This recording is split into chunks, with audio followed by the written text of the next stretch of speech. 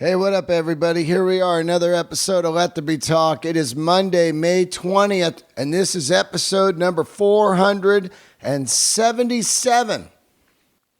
Welcome aboard. Did you survive the Game of Thrones finale? I certainly did by not watching it. I tell you what my Game of Thrones finale was. I spent my Sunday with the fantastic Marcus King band. That's what I did. I stood out in the field and watched some rock and roll. That's my kind of Game of Thrones. But if you watched it and enjoyed it, good for you, my friends. Good for you. I wanted to shout out Marcus King again. I'll shout it out over and over and over like I have for the last few years. Wow. Just an incredible, incredible band. Get out there and see those guys. They're playing High Sierra in late June. I'm going to go to that. What a band. And thanks, Marcus, and all you guys in the band, all my brothers, for a fantastic day. Anyway, hope you guys had a great weekend. We're starting off the Monday.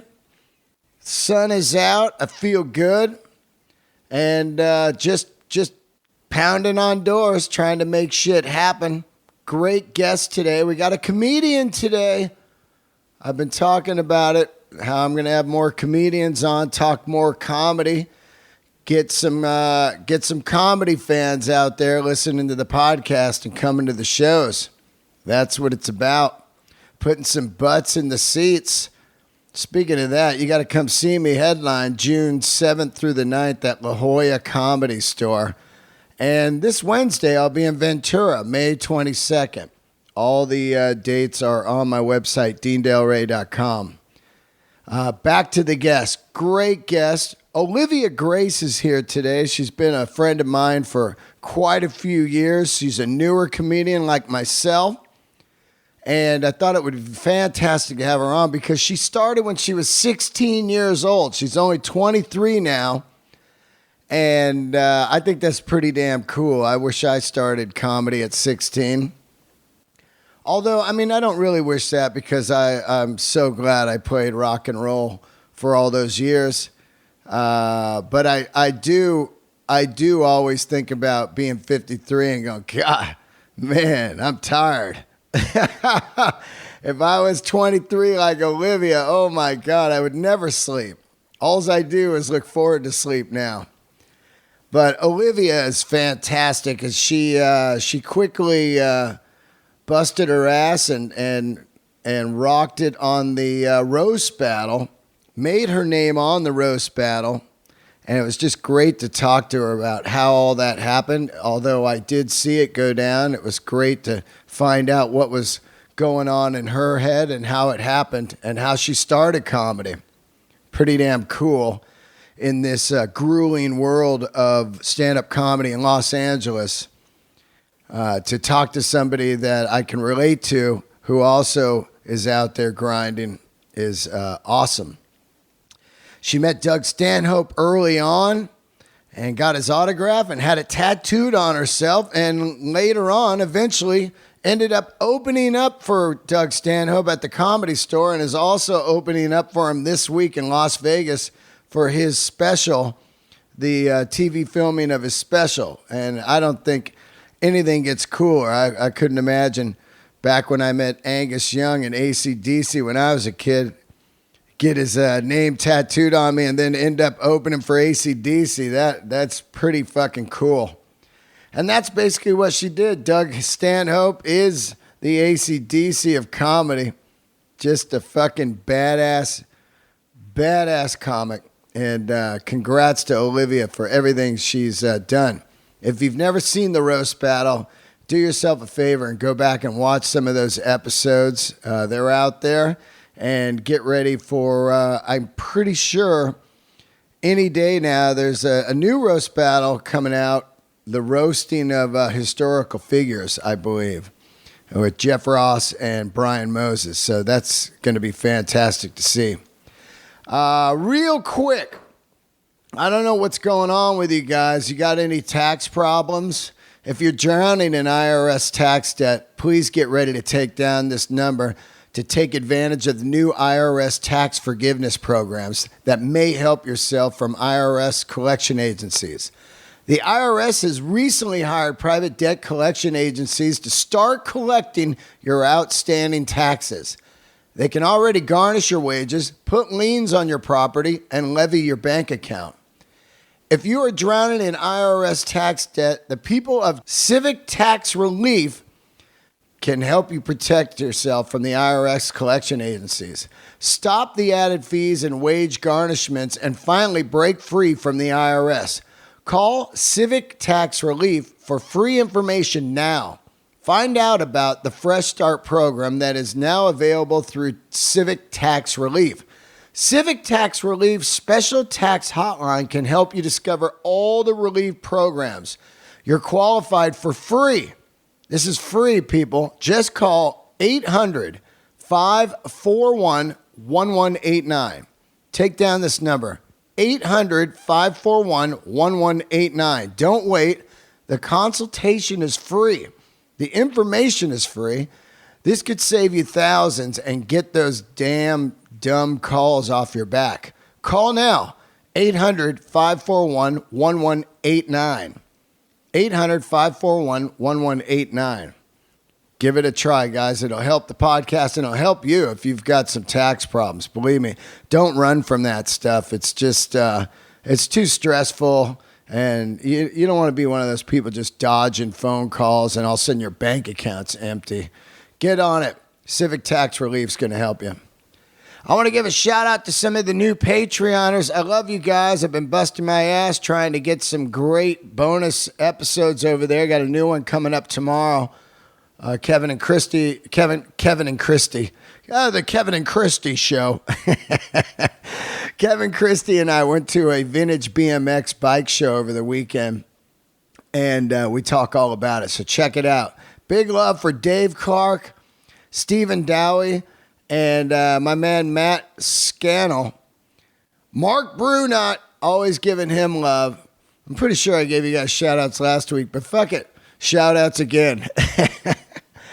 All right, I love all you guys. Let's give a moment of silence here for the great Sammy Shore, who passed away over the weekend. It's just sad. Paulie has lost his mom this year and now his father, and they were the absolute ground zero kings of the Comedy Store. Sammy started the Comedy Store. Sammy, I call him the original rock and roll comedian. He opened for Elvis, Frank Sinatra, all the biggies in the 70s, and really, really worked with legends, and he was a legend. And also toured with Paulie when Paulie was giant during the MTV era. Sammy Shore, his father, he took him out on tour with him. Family Affair tour. And I remember having them at the Stone in San Francisco during when Paulie was big. Spin Doctors, Pauly Shore. Anyway, Sammy Shore, the great, great legendary comedian, died at 92 on Saturday. And what a great long life he lived, 92. I was at his 90th birthday at the Comedy Store. And it was so much love in that room on his 90th birthday. Okay, let's get into the show here. I hope to see you guys at the La Jolla Comedy Store or Ventura or anywhere else I'm at. And I hope you enjoy this episode. I really enjoyed having Olivia on. She's fantastic and funny. Here we go. Olivia Grace.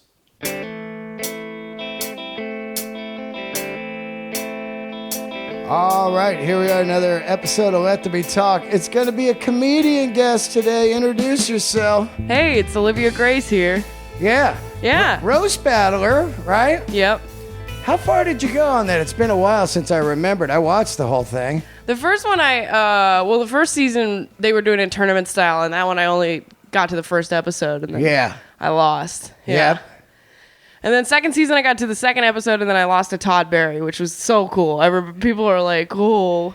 Oh, yeah, of course. Todd Barry, man. That guy's... Dude, he's so funny. I mean, he just practiced roasting on Twitter all day long. I know, man. He's on fire. He's such a talented comic, and like, I don't know. Like, I just did his podcast recently, and he's just like such an intimidating person to be around because you know that he can just see right through you. You know, like I love Todd Barry. He's so funny. Yeah, he's great. I love that guy too. Great. That's a great part about working in New York. I got to see him pretty much daily.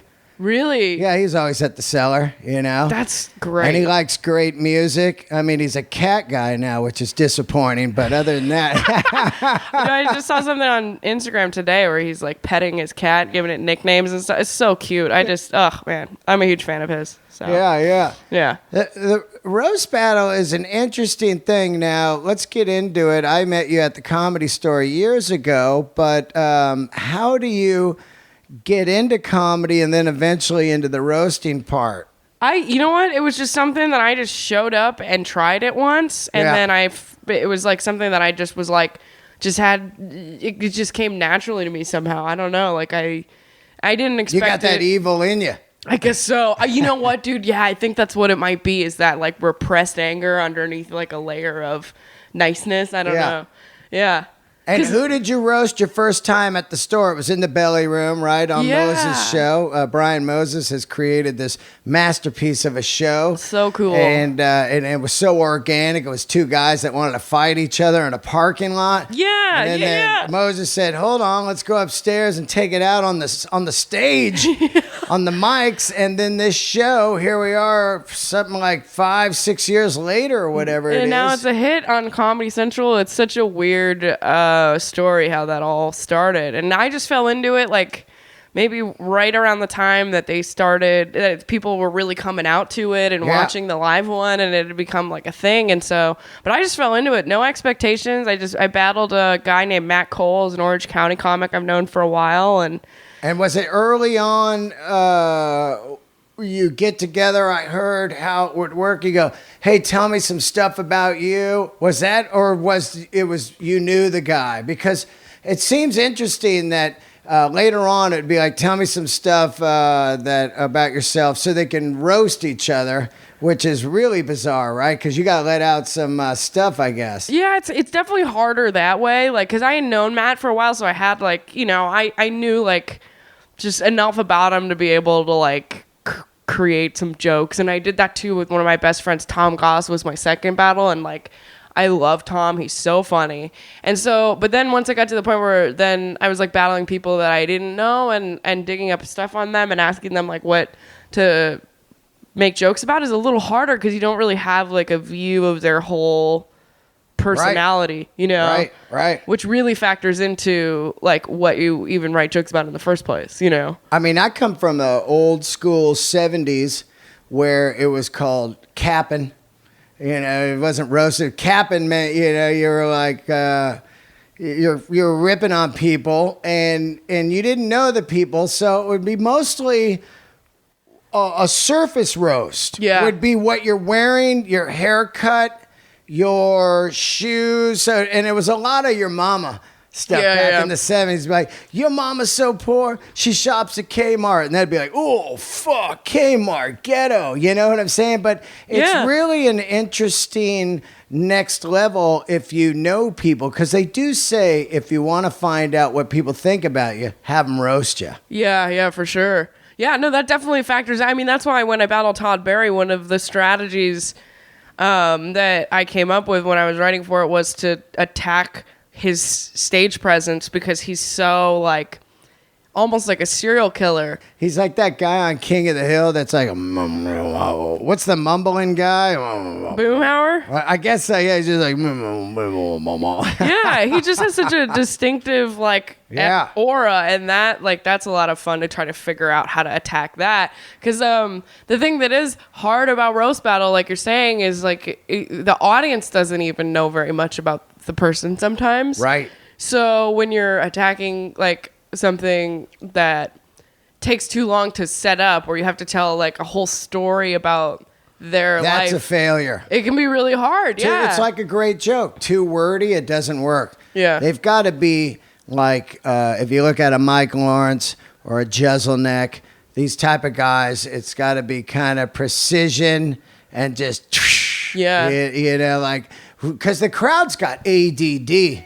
And they're out there like, I don't know anything about this, guys. Are you like sailing? What? You know what I mean? You're setting up something. Your parents are rich. They bought a yacht.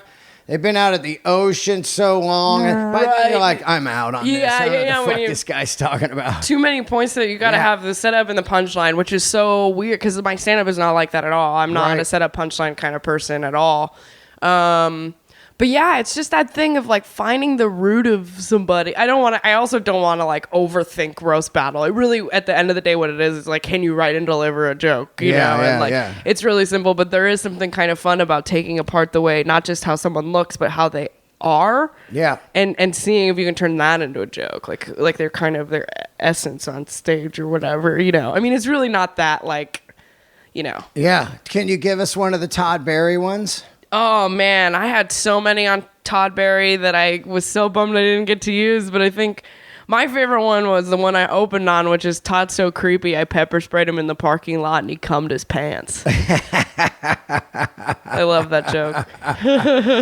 Todd Barry. Now, let's get into the, because we'll get more into the roast battle, but let's get into how you started comedy. When I first met you, you weren't even old enough to get into the Comedy Store. You would wait out front, like back when I would play bars and music. They make you wait out in the parking lot, and then when it's your time, you can come in and work, and then you got to leave right away. That's how music was back then, too. And there was also a lot of stories about early on. I'm not sure who some of the young comics were in the 70s, but it would be the same way. They'd wait outside, and later on became huge, famous people. But how did you get into comedy? I think what did you start at, like 16 or something? Yeah, I was 16 when I started, and I got lucky. I just was doing a lot of music open mics with a friend of mine, and he could drive, so I would just pal around with him at all these music. And where, Orange County? In Orange County, yeah. That's where you grew up? Yeah, that's where I grew up. I've been back there for the last couple days, and it's just so like, oh man, you know, it's so far too. It's far, and it's just kind of depressing. There's just like malls everywhere that no one really goes to. I don't know. It's weird being back. But Orange County's interesting because a lot of rich people live there, and there's like no culture. None. There's no culture down there, so you're like. You got like San Diego that's beautiful, and then you got LA that's beautiful because you got Malibu and the mountains and everything, and then you got Santa Barbara, and then you just got this kind of concrete wasteland that goes from like Paramount, say that all the way down to Irvine. Of like, what is this? Yeah, that's where I grew up. There's really not a lot going on down there. There still isn't. It's so weird. It's so weird being back, you know? And what got you into comedy? Were you early on? Who were you watching? Were you watching comedy? Were you a music person? What was going on? Well, I didn't know what I wanted. I knew I wanted to be like an actor or something in entertainment. And I was like I was in theater in high school, and I loved that. And I just showed up one day to an open mic that was a comedy open mic, and I was like, next week I'm going to come back and give it a try, and I did it. I never stopped, so. What, you remember your first joke? God, no. I don't either, really. Yeah. I remember one bit that started working for a while, but I don't really remember first jokes, but I got them all recorded.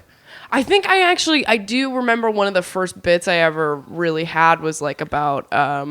So I actually still want to like refresh this bit now that I remember it, but it was like how it's so much easier to get kidnapped by someone with a British accent or something like that, you know, like because they're so much easier to trust. Olivia, hey, come over here for a minute. I know your parents. You're like, oh, that guy can't be evil. You know, I can't do that bit. I can't do a British accent well enough. Oh yeah, I'd have to work on it. Yeah. Yeah, you could do it. Maybe. I just did a shitty one for it. You know what I mean? Like. So like you're 16 and stuff, so you're doing open mics and you're going to school during the day? No, I was homeschooled. I went to school online in high school, so I had this weird like it was an alternative school where you only had to come in on like Fridays to turn in your work and then maybe in for like a lab or a language class, but it was really a loose schedule, which worked nicely for me because I was done with school. Yeah. I was so done with school. Yeah, I don't like school at all. Yeah, so I would save up all my work for Friday and then just power through it, turn it in. I did okay in high school. I got like A's and B's mostly, and then a couple C's here and there. But like, I just didn't give a fuck about any of that. Yeah. You know. Were you definitely like an introvert? Like you're a comedian and stuff, but were you like just a solo kind of nerdy person, or what kind of person were you? Were you into The Cure? You know, like gothy girl, or what were you? I always stayed to myself. I don't know why. I'm pretty introverted now as an adult, but back then I started taking. I was prescribed Adderall in high school because I just didn't like school. And I couldn't pay attention in math, and so I had like a doctor that was like, "Oh, here you have ADD, take this Adderall." And it didn't make me better at math. What happened was I got a math tutor that had all the final and midterm exams from my high school, and they used the same one every year, so I just memorized the answers. Oh, you don't even know shit about math. I don't know anything about math. I was great at math. Were I you sucked really? at spelling and yeah, I liked PE. Really? You know, oh man, we couldn't be more dumb. Math and PE were like the worst. Well, I just liked PE because I was just out fucking playing, baseball or soccer or volleyball or weights or something, just to be out of class. It made me crazy to sit in a class. I was definitely like a hyper kid too. I'm glad they didn't get me into that shit like Ritalin or anything. I never got that, but you dodged a bullet, man. That stuff is crazy. It's like I had like probably too high of a dose, and I was like real like just a completely different person than I am now. I was like super aggressive and like almost like manic. Like I was always like building shit that never went anywhere and just cooking on that stuff, huh? Yeah, man, it was really scary. I am shocked that so many kids take it because like looking back on that period of my life and like because you combine you have a teenager that has no frontal lobes and then you put them on what's basically crystal meth and then they're like, oh, their grades are better. It's like, but look at all the other, I was like taking apart like clocks and shit like traditional some tweaker shit. Yeah, it was scary looking back. And once I kind of stopped taking it and I looked back, I was like, what the fuck? Like, it was really scary for a minute. I thought I'd lost my mind, but, Yeah. When you got off that stuff, did you feel way better, or was there a come off? There was a tough come down because once I started taking it for long enough, and then I was 18, kind of living on my own, and I started drinking to manage the ups. Yeah. So I was drunk all the time, but I was also super fucking high on Adderall, and I started doing coke on top of it too. I was an idiot back then, and so there's just this blip in my life. I'm like, I barely remember. Yeah. And so I was drinking a lot to come down from it, and then one day I just was like, I don't want this anymore. I don't want to take it anymore, so I just like got rid of it. And I flushed all my meds, and I was like, all right, well, here we go. And I just wasn't even thinking about it at the time. And then it probably took me like a year to kind of level out. Yeah. It was weird. It was weird. Do you party at all now, or are you just like clean? I don't do drugs at all. I don't even like being around weed. Yeah. It makes me so anxious. Weed? Yeah. Well, weed is just too strong, man. It's like, who the fuck? Yeah, dude. I like when people go, well, you got to get used to it. And it's like, well, I mean, you can get used to anything. A hand grenade, I mean, it just fucking levels you. I think it's good for really angry people. I think it's good for that. People that have like stress or, road rage and shit like that. But for me, I love to be actually kind of coherent. Yeah. I think that I miss stuff if I'm loaded. Yeah, I'm the same way. I don't really like, weed doesn't even make me feel calm. For some reason, even being like, I was in a house the other day and a bunch of people were smoking dabs, which is even stronger than weed. So crazy. Which makes you need a butane lighter and you gotta get it all boiling. It's crack weed. It's like, it looks like crack. Yeah. I'd rather smoke crack. And just being in the same room as it, I could feel myself start to get stoned. Yeah. And then I panic. I panic because I feel like I can't control my thoughts. It's really not for me. I'm down with CBD oil, though. I'm on that shit. Are you every really? day. Does it help? Oh, it does. I got like 3 different ones around here. I used to have like wrist pains and joint pains. Oh, it's anti-inflammatory? Is that what that's it does great. For you? And it also makes you sleep like a fucking champion. Really? And also I'm going to start getting into microdosing of psilocybin. I'm just waiting. I think it's coming tomorrow, but I'm going to get into a little bit of that, just natural stabilizers that aren't pharmaceuticals. Yeah. Help with depression. See what happens. You Yeah, know? for sure. I get that. That makes sense. What is it supposed to do? It's supposed to just level you out, or It just they call it sparkling, where you just kind of feel good, but you're not high. Mm-hmm. And the CBD oil is really helping for me, big time. I love it. You know? And it could all be in my head. Who knows? But that's the weird thing about it is it very well might be, but it's also like, you can trust it as much as you trust anything else. You know, prescription medicine, Fuck all trust. that. Yeah. Pharmaceuticals, I've lost too many friends for those, Long live Brody Stevens, one of my favorite humans ever.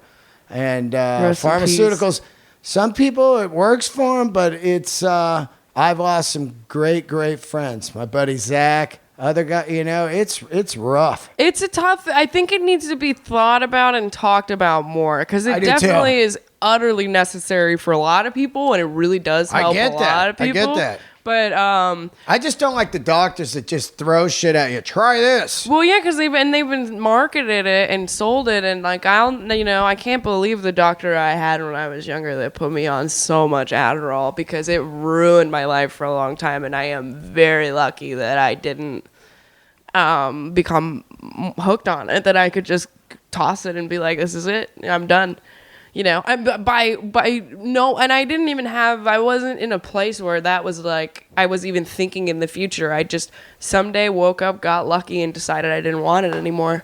Yeah. I don't know why, I don't know how, but it changed everything for me. Because right around the time I tossed it and started getting a little bit better, and I started cutting down on my drinking. I got a DUI, and I moved back home with my parents, and I was just trying to be better. And then I fucking fell into the roast battle thing, and then overnight my life got so much better. My life changed. That's so great. I went from an anonymous open micer to like someone people were paying attention to overnight. There's just a switch went off, and it was right around the time I threw out everything.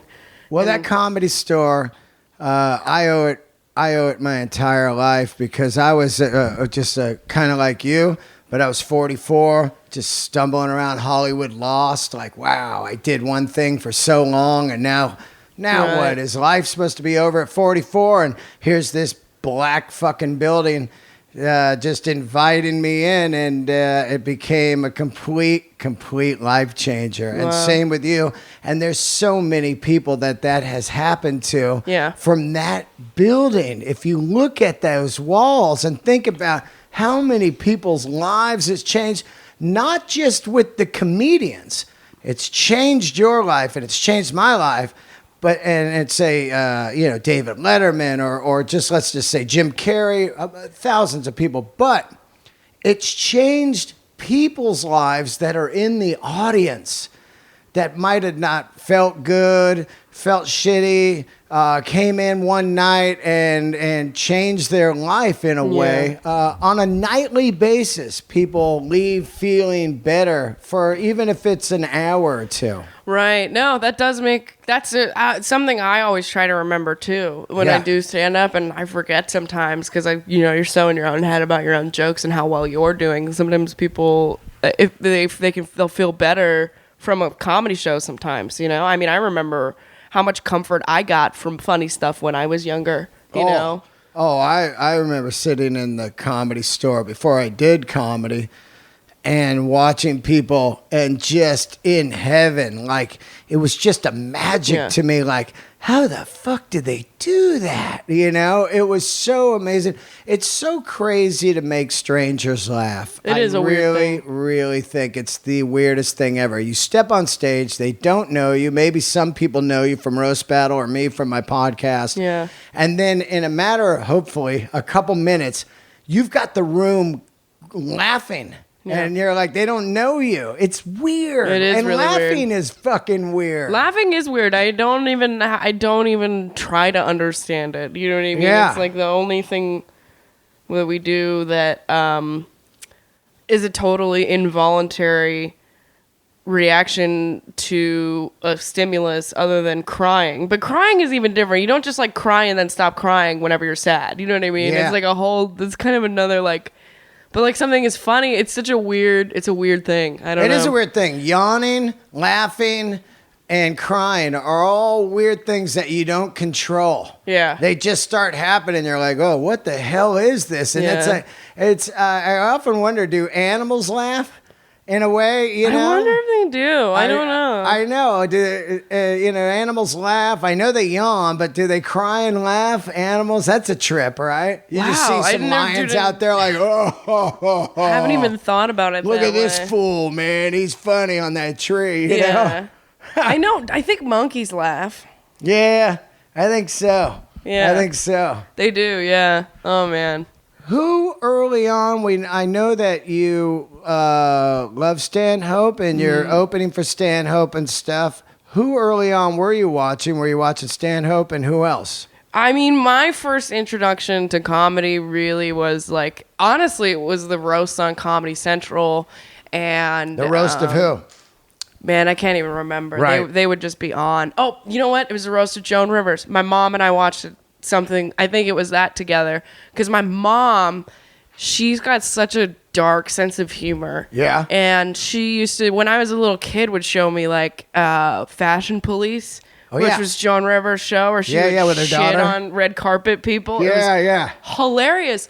And I credit watching Fashion Police for why I think I kind of picked up roasting quickly. Yeah. Because that's what she was doing. She was roasting everybody in such a visual way. And I would watch it with my mom as a kid, and my mom would laugh so hard. And so it was Joan Rivers, Jeff Ross, before I even started stand-up, that was like I connected with that as a kid. That was kind of my introduction to comedy when I was younger. I used to be a great roaster. I always tell the story like, I could just shred guys. That's the only way you could survive growing up as a teenager in school, was be able to fight or hold yourself with words. Yeah.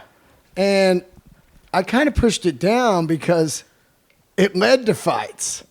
You know, because I would be so good that I would push the last button on the guy, and he'd be like, "That's it, we're fucking," you know. Yeah. Well, yeah, that's what scares me about it too. Is like I mean, if you say the wrong thing to somebody and they take it the wrong way, then you don't want to get hit. You know. Yeah. But I think Jeff does it in such a way. It's different there. Yeah. Different there. Yeah, I think I don't know if I've ever asked him this, or maybe I heard him say it on a podcast or something, but I think he, like, no one has ever tried to hit him. Yeah. I think that Jeff Ross. Yeah, Jeff Ross. Yeah.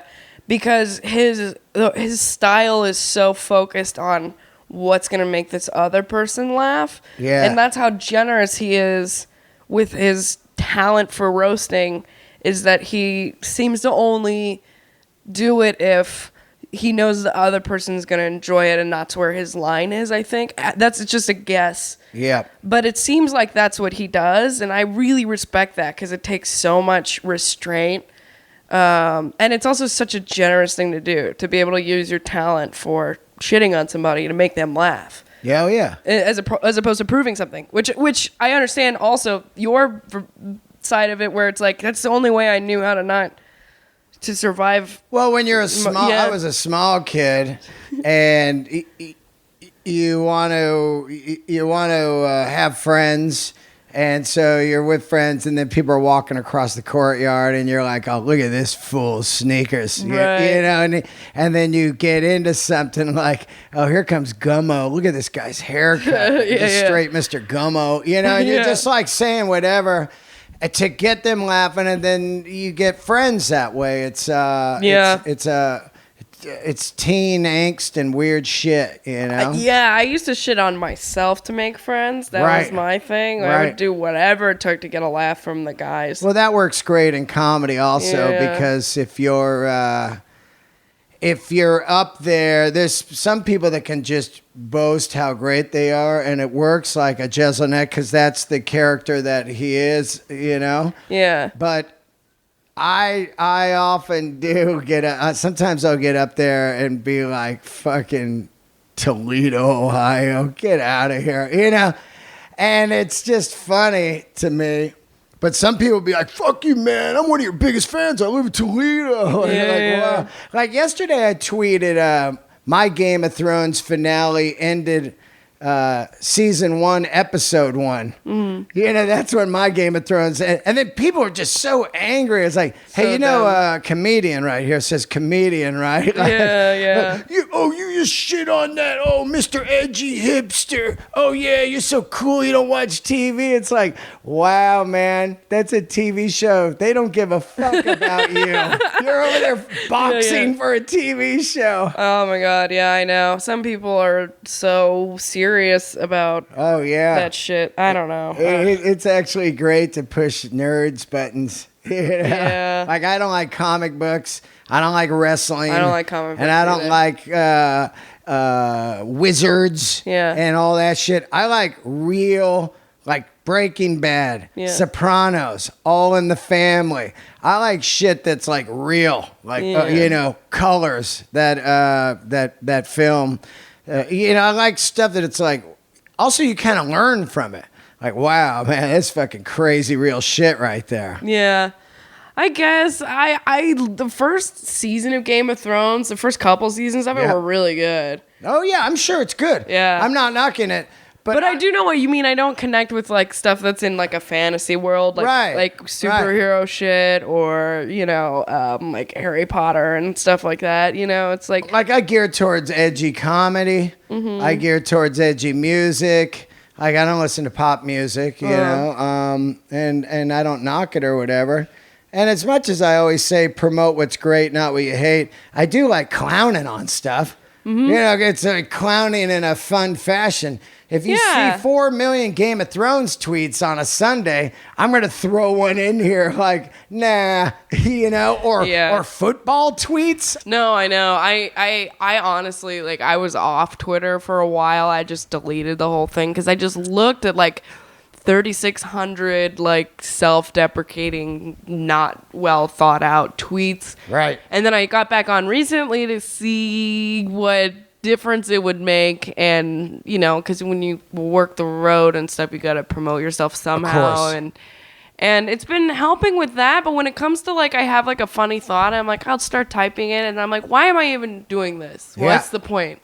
This is not connecting with anybody on any kind of like emotional level. Why am I saying this thing about like I just tweeted about this. I spent $10 on that juice. Yeah. It's not that good. Oh, I hate that fucking place. I went once in my neighborhood and I was like, $10? Yeah, I know. And I go, you're not even fucking a well-known chain. You know, like, who are you with your $10? I like, dude, if you own a blender, you could make this for like 50 cents. Oh, yeah, I got a fridge full of shit. I make one a day now.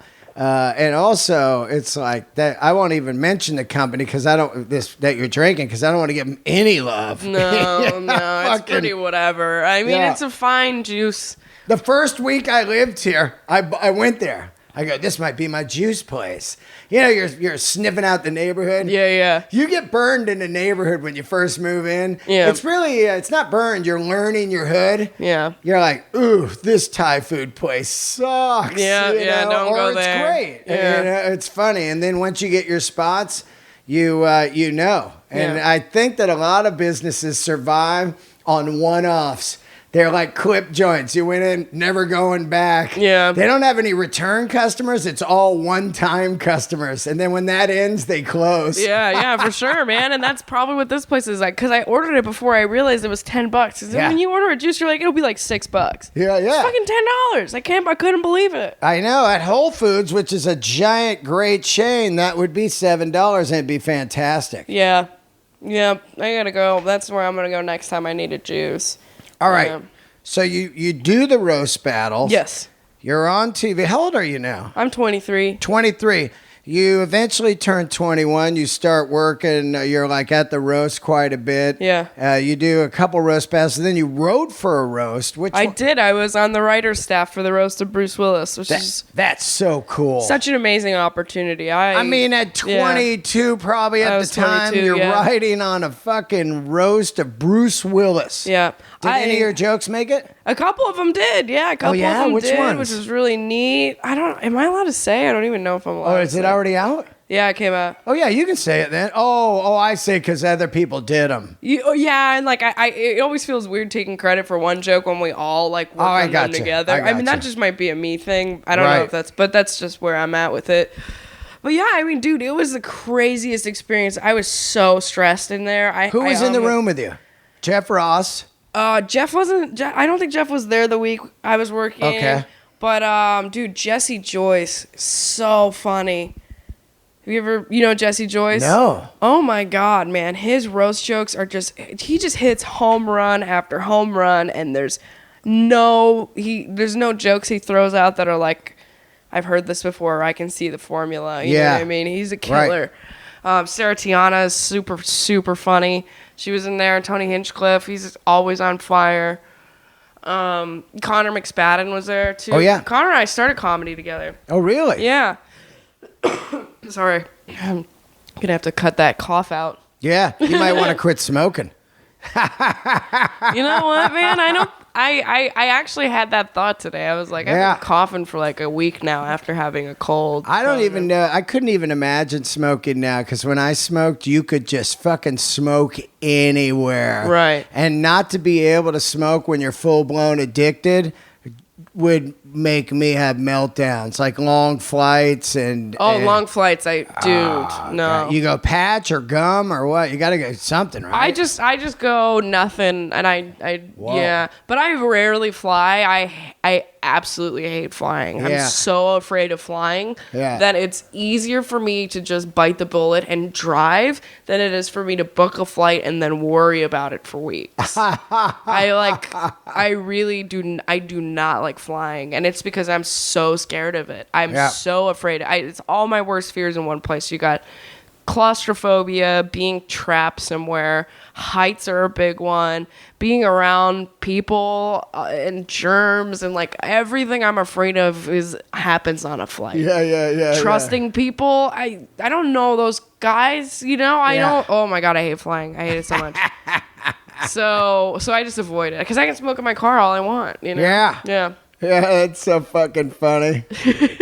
After the roast, you get some heat and stuff. You get a manager and everything right away. Yeah, right and away. then people, I was talking to you about this last night. People just assume, oh, you're famous and rich now.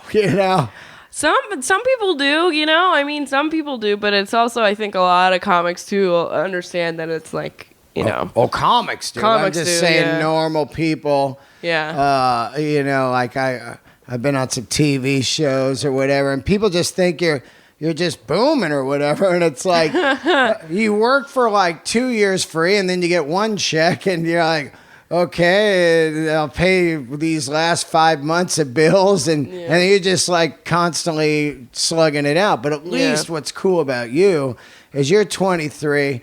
You can still you're okay with roommates, and you're kind of like a tumbleweed. You just wherever you land, you're just floating around out there digging life, which I love. I did that for years in rock and roll. It's just kind of like, whoa, where'd I wake up today? Here I am. I'm trying to be a little strategic about it now and not just like roll around the country and whatnot, but that's my favorite part of doing comedy, really, is touring and building a fan base and traveling and meeting other comics and all that stuff. Yeah. I love that more than all the other shit so much. And I'm trying to figure out right now how to make that my life. Yeah. And it's not an easy feat, but I think once I start getting the ball rolling on a couple of things that it would make me happier to do that than to like be to go into like acting or like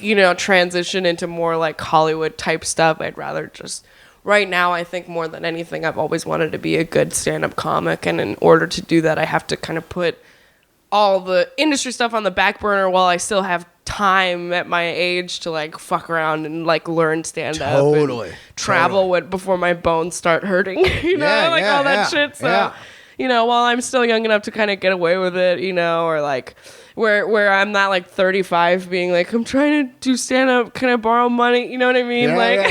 Or me 53. Man, fuck, I gotta work, man. How can somebody get me a gig? You know, like, I hear you, man. Yeah.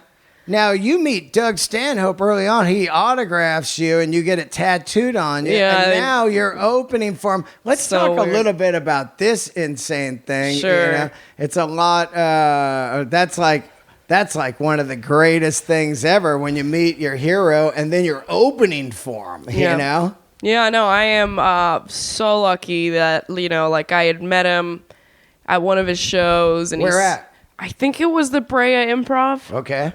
I was maybe 16 or 17, and I had met him, and I asked him to sign me. Because when I saw his stand-up, when I started doing stand-up, someone showed it to me, and it blew my fucking mind. Right. Because I was like, I've never seen somebody take such intricate subjects and turn them into such funny material. Oh, yeah. I told you that I think the Portland special is one of the best specials I've seen in 20 years, and that's the one where he opens up about his mom having cancer and is going to die. Yeah. And anybody to open a special with cancer and your mom dying, I'm like, how's he going to get out of this? Yeah. And it's one of the greatest specials. I even saw him 2 years ago in Arizona. I told him, I said, dude, that special raised the bar for me. Dude, yeah, seriously. I mean, that's what he did for me, too, because at the time, I didn't know what I was doing in terms of comedy, like little,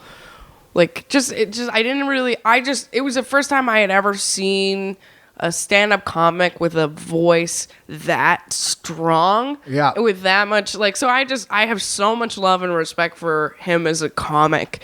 And then, you know, it doesn't even come off as stand-up comedy to me, which is awesome. Like, he's just up there like a guy talking to you at a party and then just killing you. Yeah. He's not like your standard, here's the formula. There's no Doug Stanhope out there, which is pretty interesting to think about. Right. And I think that what's great about him, too, is I'm not sure what he feels about it in his career, but I love just where him and Attell, those are the guys you want to be. You want to be able to sell out all kinds of places, but not be giant where you go down the other side. You know, where people are like, oh, he's last year. And you want to have this great core audience that are into cool stuff like music and art and edgy, crazy shit, you know? Well, that's the other thing that I like so much about him is once I got into him and I saw how he ran his own business, essentially. Yeah. He's not an employee of, like, a TV show, you know what I mean? Or, like, an employee of this. And that's not without years and years of work and getting your name out there and actually playing the game and all that stuff. Just doing bars across America, you know, just rattling around America. And I like how people probably look at like a Stanhope or a Tell and they're just kind of like, yeah, I want a career like that. And it's like, well, you're not even fucking working right now. Well, yeah, well, what it takes to get there, one of the main things is be as funny as possible, and you only get there with lots of practice. And I'm just now getting to a point where I'm like starting to tolerate listening back to my sets and writing things out, because now I have to. I'm trying to work out an hour, and like I can't like skate by on a 10-minute set of like riffing anymore, you know? I'm trying to like be more of a pro, and it's like I know I have such a long way to go, and so that's what I'm trying to do. But like the thing that I just love so much about him is how much skill he really has and how much work he puts into everything in order to be that good. And like, so it is really weird that like one day I was just driving through touring, doing my own like really bad like ramshackle tour, my first one, because I was trying to work out my half hour for a tape, and like I went by his house in Bisbee, and then he made me and my friend do a set at his house in front of Really? his neighbors. Yeah. Wow. It's insane. Right in front of his In neighbors. front of all of his neighbors. Whoa. Yeah, and That's a great story. It was really cool. How many people were there? There was probably about like 20 people there. It was Whoa. on Thanksgiving. It was Oh, on wow. Thanksgiving. And they, like, so you're doing a set in the living room or outside No, there? it is. The He's got a compound? bar out in Yeah. his backyard, and like that's where they were all sitting. And out of nowhere, he's just like impromptu comedy show, and I was like, no, I don't want to go up in front of you right now, and like in this situation. He's like, just do it. And I went up, and he liked my stuff, and then he asked me to open for him when he was at the store in L.A. That is so great. Yeah. That's when I saw you. You were open for him. I was like, rad. Yeah. You know? Dude, I was so nervous to open for him at the store too. Oh 'cause- yeah, that's like when I opened for Marin. You're like, these are like fucking Yeah. or Burr. You know, these are like these guys that you look up to, and now they've asked you to open up for them, and you don't want to fucking let them down. Like where they look out and like, oh fuck. Dude, I know. That's what I'm so. I don't care about the crowd. Yeah. Yeah. That's what I'm so worried about is that thing where once you finally have someone's respect, you're so afraid you're about to lose it. At any Totally, moment, you're like, you know? it's better you never see me again. You know, Yeah. like, I tricked you. You know, like, oh Yeah. fuck. But I think that people like Stanhope and Joey Diaz and Marin and say Rogan with the guys that he brings out and Burr, they see a lot of bullshit their whole life coming up. And then they see people that are really digging in and want to do it. And they go, I remember such and such helped me, and they give back. People that don't give back are the people that are just fucking no man's land now. You know, like, it's all me. I don't want anybody funnier around me. It's got to be me. And that is just like super. That's just insane. You're just digging into your own insecurity, you know? Insane to think that you're going to be the only funny person for the next 20 years in this business. And there's so many people now that are just gunning for some spots out there and writing and working. So you opened for him at the store. How'd it go? Because I had a spot while you were on. Oh, really? Yeah, so I didn't get to see it. Well, the funny thing is, so I didn't know until the day before that he just texted me. He was like, you want to open for me at the store, 20 minutes? And I was like, of course. But then right after I got the text, I was so nervous, and I have a really nervous stomach. I had like diarrhea all day, and it was like 110 degrees, and I had like a meeting that for some reason they wanted to have it at like an outdoor sushi restaurant, and it was so hot, and I was just so dehydrated by the time I got there. But I think it helped me because I was so weak from shitting all day. Yeah, and then so I have some bits about diarrhea, so I was like, I never open on it, but I was like, maybe I'll open on it tonight. And Hey, just being real. I did my diarrhea jokes, and I could hear Doug laughing in the background, which was so cool. And then it's been like a year since then, so I dropped all my diarrhea jokes from my act. And then recently he told me, he's like, your diarrhea jokes are my favorite that you do. And I was like, I just got rid of them all. Because it's like, you don't want to, diarrhea is such an easy topic. Of course. Comedically. Dicks, diarrhea, pussy, farts, shitting, all that is, and it's an interesting thing too when you're on the road and you're headlining, because you kind of like, well, I kind of want to I want to try to be a little smarter and stuff, and then the feature or the opener's out there going, you ever just shit in your pants, and then when you're fucking you fart and you shit, and the crowd's going, ah, and then you come out with some kind of thing you think smart and witty, and they're like, get the other guy back out. Right. A lot of audiences are just trained to as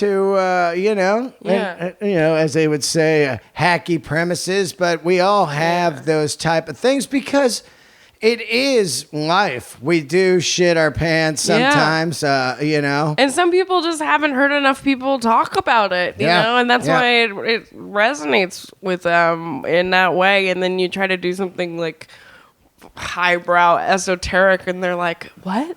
Yeah. You know? Because when you're doing that and you're connecting with people, then they know you're subverting a trope, really. Yep. But then there's some people that haven't even been exposed to the trope enough to expect more. Sometimes, though, like, if I see, like, to an audience that just wants dirty stuff, it's like cool, you know? Oh, yeah. But I'm really trying lately to like outgrow the stuff, like dirty stuff. Like, not that I have a problem with it. I just know that I want to learn how to write about more mundane things and still make it just as funny. Because sometimes I do feel like I'm cheating when I have a dirty joke that works, you know? Well, when you see guys like Nate Bargatze or... So funny. I mean, you know, these guys are clean, but still, I don't even notice they're clean all the way through the set because it's not like, you know, your cruise ship clean. It's still edgy premises and everything. Gary Goldman. I didn't even realize Nate Bargatze was clean. That's what I'm saying. That's what's the genius about watching them. Not once did you go like, oh, he didn't say any stuff, you know, and those kind of guys inspire me to try to take the fucks out of the set, but you know, and also to challenge yourself. It's hard to write jokes that are clean. It is, yeah. It's hard to write jokes about stuff that's more mundane because sex is you have infinite things you can talk about with it. Yeah. That are automatically going to trigger some kind of response. Yeah. But like, you know, it's different to talk about, like, that's why I love Todd Barry so much is like he can talk about the most mundane, minute interaction with somebody and rip it apart. Yeah, Todd Barry's amazing. Oh, he's a genius. I like really right now, I've been him. waiting for a UPS driver for 2 fucking days. You know, so I'm going to get a bit out of this because it just makes me furious. You got to connect with your own anger. Yeah. That's my other favorite kind of comedy.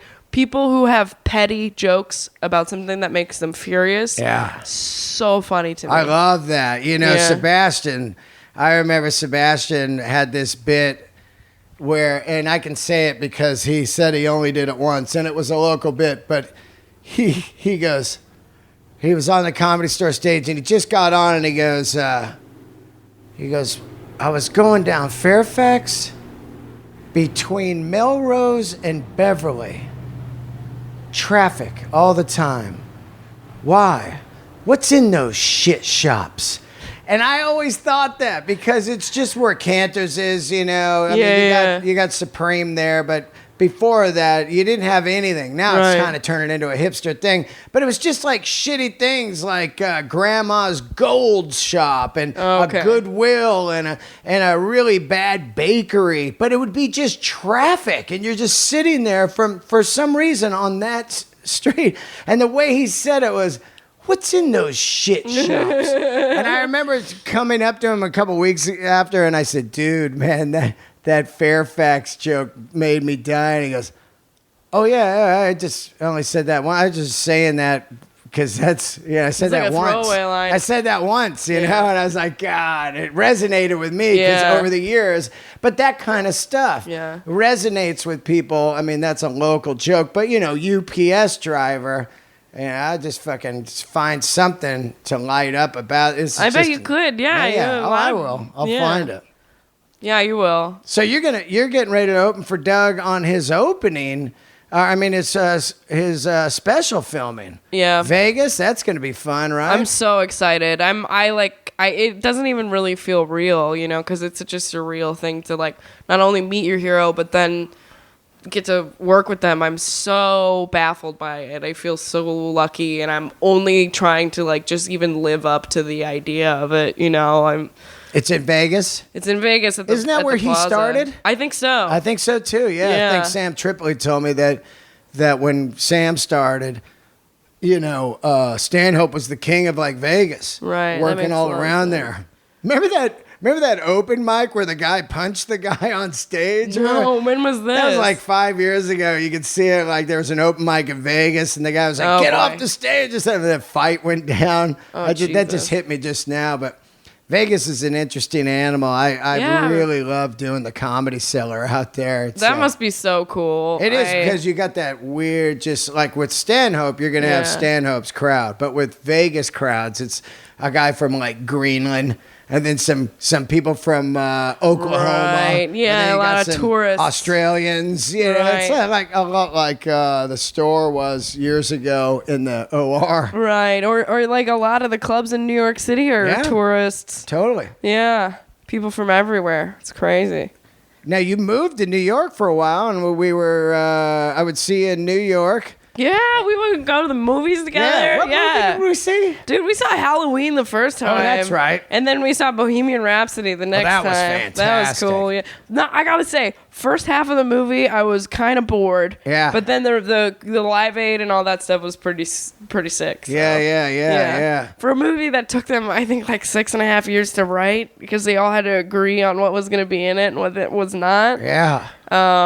It was. I had a nice time. Yeah. But are you still living in New York, or where are you? No, I was living in New York, and then I booked a tour, and I didn't really plan much after the tour because I knew I was going to just kind of crash land back in LA and figure it out from there. Right. And just see what happens. Yep. And so I'm staying with my mom now where I grew up in the good old OC, and just trying to feel it out, like save up some money and just see what I want to. I honestly really want to buy a van.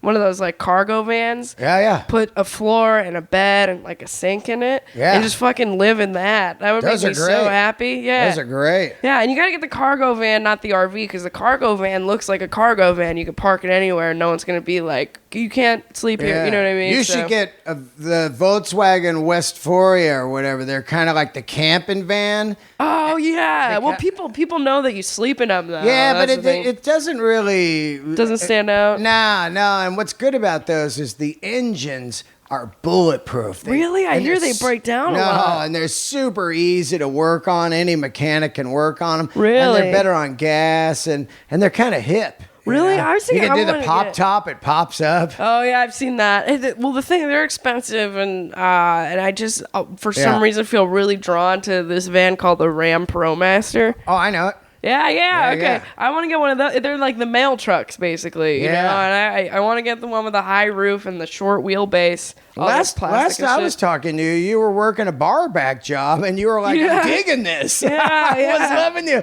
You're almost like, you're like, yeah, I'm bar backing, man. It's cool, making some money. It was fun. Yeah, I loved working at that bar because it was so chill, and my boss he didn't want to be the manager, so he was not. He was a really sweet guy, and so and I got along with everyone there really well because there wasn't much of a hierarchy. Yeah. You know what I mean? Yep. So we all were trusted with our jobs, and we all got to be cool. The only person I didn't get along with was the chef. You know what I mean? You know how chefs are like... Oh, yeah. Well, they're so ego, even if it's a Taco Bell. Yeah, exactly. You know, they got ego. It's like, this is my kitchen. You're like, dude, you're making 7 layers. Fuck off. I'm at the cash register, man. I got more responsibility. Exactly, dude. The chef thought he was Gordon Ramsay, and it's like, dude, you make chicken wings at a fucking bar. Yeah, eat dicks. Yeah, exactly. Yeah. He would boss me around, and it would make me so angry. I would have to like go in the bathroom and calm down. Wow. Because when you're bar back, you're picking up glass. It's like it's not. You don't have to be very smart to do it, but you're always doing something when it's super busy. And if I didn't bring food out right away, he would flip out. He's like, "You're gonna bring him cold food?" It's like, shut the fuck up. Yeah. They don't care. They're eating this so that they can drunk. drink more of our shitty beer. You piece of ass.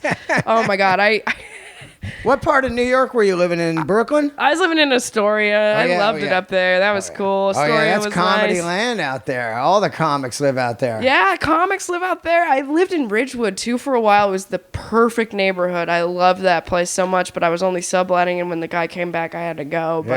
But there was this one little neighborhood in Ridgewood that's like you were saying about Los Feliz, is like you have everything you need within walking distance. So great. There would be days where I wouldn't even leave the neighborhood at all. I wouldn't get on the train or go anywhere because I had everything I needed just right there. It was perfect. I love that. It was perfect. I think that's the ultimate neighborhood, when you can just walk around. And get everything you need. You really, it's great for writing too, because you're out in it and you're like, oh yeah, oh look at this. This fucking guy fucks up my smoothie every time or whatever, you know? Yeah, no, I had that experience at a coffee shop when I was living in Ridgewood that I loved so much. There would be these families and they would bring in their kids for some reason. And I remember one day I was sitting there and I was really stuck on like this pilot I had just started and like who are the characters and what makes it funny.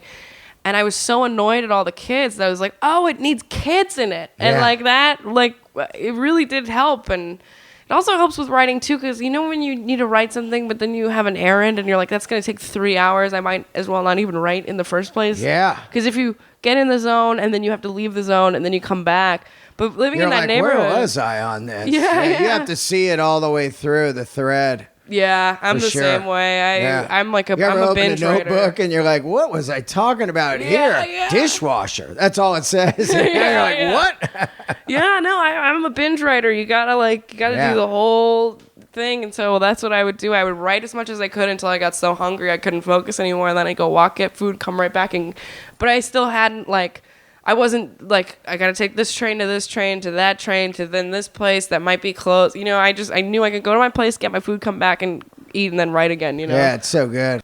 All right, Living in so that neighborhood. let's get into when are the Stanhope shows? They're coming up here, right? 24th and 25th of May. And then do you got some tour dates you're out doing? Not yet. I'm planning my fall tour Yep. pretty soon, but right now just focus on getting my 20 minutes tight so that I don't have to do all diarrhea jokes again. Yeah, I get it. Yeah. And then do you have a website or Twitter or anything? I do have a website. I have a website if you want to pre-order some shirts. I'm going to get that up today. I Dope. just had a tattoo artist draw me a really cool shirt, and I'll be selling that on my website if you want to pre-order them. That's oliviaisfunny.com. Okay, so Yeah. you got a Twitter? Yeah, I had Olivia Does Bits on Twitter. Olivia Does Bits on Twitter. Any Instagram? Olivia Grace Comedy on Instagram. We got to get all your shit the same. I know, dude. Well, that's because I deleted Twitter for so long and Yeah. Instagram for so long, and then I got back on Instagram and was Olivia Grace Comedy. But then when I got on Twitter, Olivia Grace Comedy was too long, so I was like, what do I do again? Oh yeah, bits. Yeah, that's all right. Yeah, I gotta get all my shit the same. Well, thanks for doing the show. Thanks for having me, man. I love yeah. talking to you, Dean. I'm It's- glad we're friends. Oh, absolutely. Yeah. Absolutely. Yeah. So great. And you got a long career ahead of you. You know, you're only 23. You could be 5 different people by the time you're 30, you know, I and can't wait. explore all that, which is great. Thanks, Dean. Yeah. Absolutely. And I might try to come out to the Stanhope Vegas shoot. I really want to see that. Kinda. Sweet. Yeah. Yeah. And thank you so much. And look for Olivia out there on the road. She does tours all the time, which is badass. Her own tours. Yeah, I said they're all DIY tours, and I do a door deal with the place. So if you go on my website, you can sign up for an email list where you can get all the tour dates when I launch them. And it would mean a lot if you wanted to come and see me, because I definitely set it all up myself, and it's hard work. And it's hard work, but it's so rewarding. It's It so really much fun. is. And the shows are fun, and the comics are really great in so many different cities. So it's really cool. It's the dream, and I'm lucky that I get to do it now. So Well, I love you. Thank you so much for doing the show. I love you too, Dean. There you guys go. Don't forget to subscribe to subscribe to the podcast on iTunes and YouTube. Yeah, we got a YouTube channel. And leave a review. We passed 1,500, which is pretty badass on iTunes. So leave that review and go see Olivia when she's popping around the States. And thank you guys. Candles lit.